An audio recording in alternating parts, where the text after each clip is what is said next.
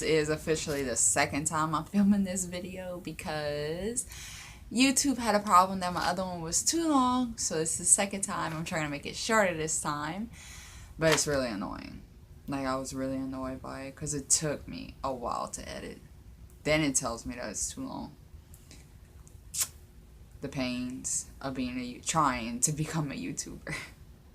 But anyway, since that one was too long, I'm gonna go ahead and jump right into this video so that way I could get through it, and that way it's not too long this time and I can give y'all everything I wanted to give y'all in a short amount of time. So I'm gonna try to talk really, really fast, but I'm not gonna read really fast because I'm gonna run out of breath. But anyway, let's jump right into it. I hope you all enjoy it. Please subscribe, comment, like. If you have any requests, please let me know. I do not mind doing requests. Just like the second video that will be uploaded today, it was requested by my sister, and I will do it for her because I love her. But anyway, here we go. Without further ado, let's get started.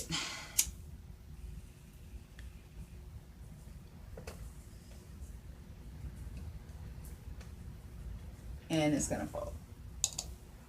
Don't mind me. Should always fall. I decided I am gonna curse whenever it comes out because if I stop it, it sounds weird anyway. So it won't stay today.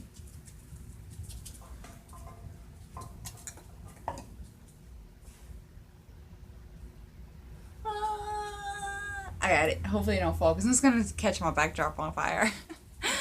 Let's hope that doesn't happen. Okay, let's get started. Okay, I think Jenny wants to join us today. Say hi, Jenny. She's a good puppy dog, but she's gonna join us today. Okay, this video is gonna concentrate on types of paranormal activity.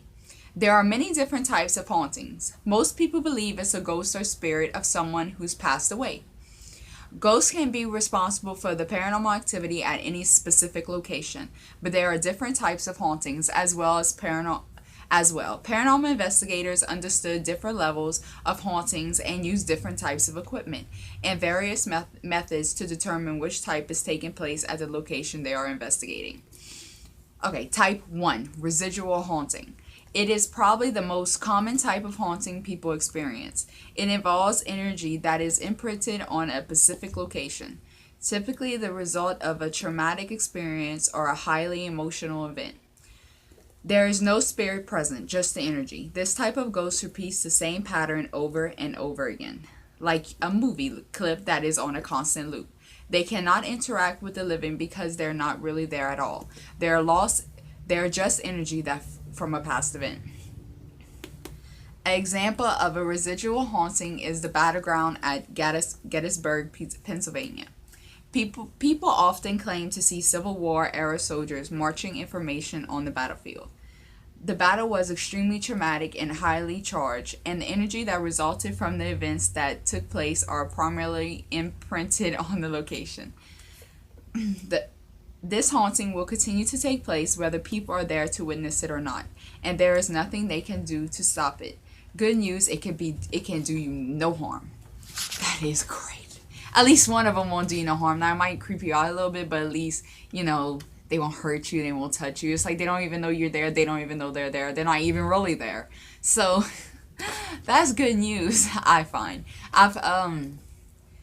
There was one time that I ran across a residual haunting, and I was investigating the apartment next to mine. Like I've always said, my apartment was extremely haunted in Louisiana, and it was sometimes quite unnerving, the things that will pass through the portal.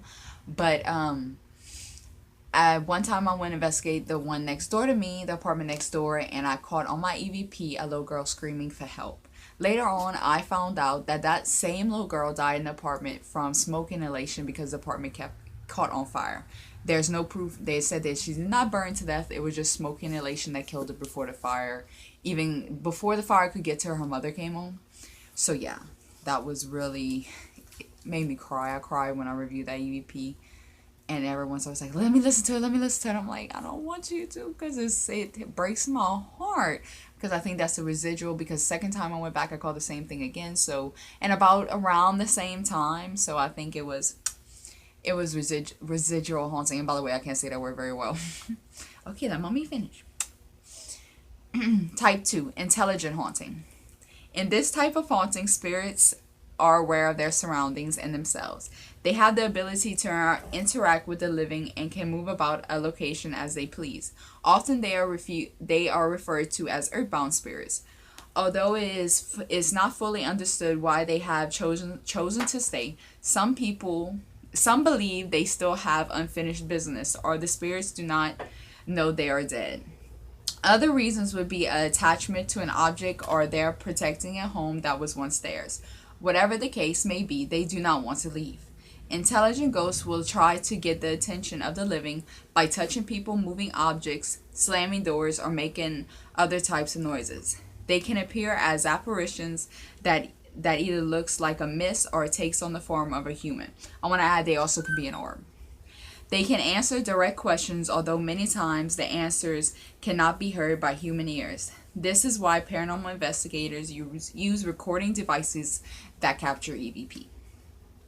These entities usually mean no harm and simply need or want interaction with the living, or they can be mischievous. They are more active at night because it requires less energy to manifest in darkness than during the day. They also have that ability to drain energy. This is why investigators experience battery drainage within seconds. It's not easy to get rid of an intelligent spirit, so people have learned to cohabit, whatever that word is. It means live in the same environment peacefully with them. After all, they are at one time human too. So they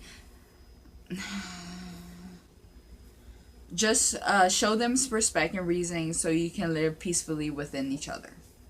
With each other. Not within each other. That would be possession. You know what I mean. Oh, I snorted.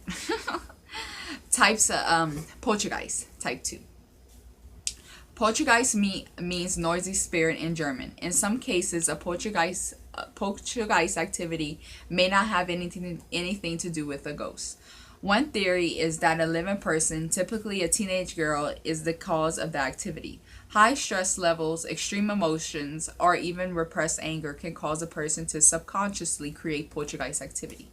The activity usually centers around the person that is causing it and is prominent when that person is present. It can be something as simple as knocks and bangs in the beginning and then becomes more intense, such as furniture moving around on its own. Other instances of poltergeist activity do involve ghosts, and often more than one. They can band together and combine their energy to cause more intense activity. The activity may be a result of anger on their part. And to resolve the situation, you may need to try to get to the root of their problem and help them move on. In many cases, the activity will start suddenly and end just as fast. In other cases, it may take longer, sometimes weeks, months, and even years. If the activity is being caused by a person, it can be easier to handle because you're able to get help or counseling for the person involved, or the other way around. On the other hand, if the activity is being caused by spirits, you may never really understand why it started. I never experienced poltergeist activity, really, like never, but I know there's many cases of poltergeist activity. If you look it up, I'm sure you could find it. Trying to think of one. Well, the movie Poltergeist, but that's not a true story necessarily. It's just Jenny wants to get down. It's just reenactments of what could happen, and I believe, and that is a prime example. I think usually if you live on Indian burial grounds or you have disturbed their gravesite, I think you could unearth poltergeist activity because there's so many banded together in that one place. That can be really serious. But anyway, let's go to type 4 because I don't want them to say that my video was too long again and not be able to upload it because that I missed yesterday and I don't want to miss, so I'm gonna do 2 today. But anyway, let's get to type 4. Demonic haunting. Fortunately, this type of haunting is very rare, but it should not be taken lightly. The type of entities involved in this haunt are inhuman spirits, meaning they have never been a human at any time. They are often called demons, and their primary goal is to possess a person by breaking that person's will. A fortunate aspect of a demonic haunting is as long as the demon is not in hiding, they are quite easy to identify. Even though they can take any form they want, when they do manifest, they often take on a semi-human form, typically half man, half human. They also give off a very nasty stench, which is one of the first clues that you might be dealing with a demon. Demons emit angry growls that can seem to come from every corner of the room. They are active during the night and day as well. They have been known to hit, punch, scratch, and in some cases hurl people across the room. They can go anywhere they want at any time. They may look human at 1 minute and then change the next. When they are present, the air in the room becomes noticeably thicker and temperatures will fluctuate.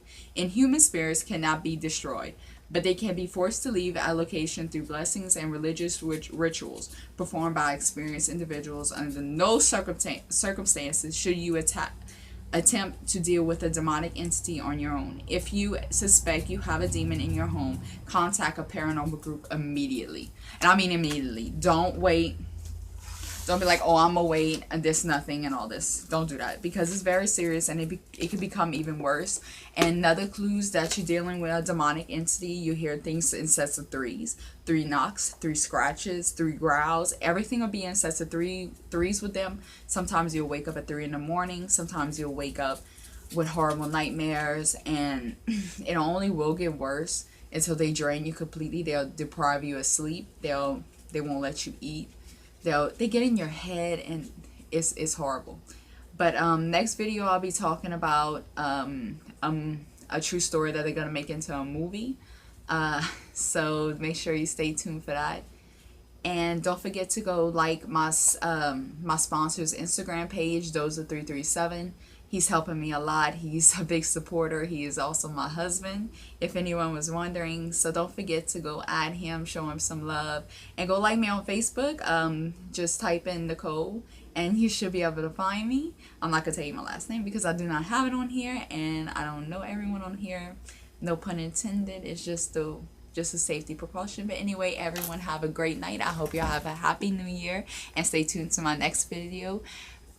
For disturbing reasons to be afraid of the dark. And remember, stay scared, Mandiki Lou.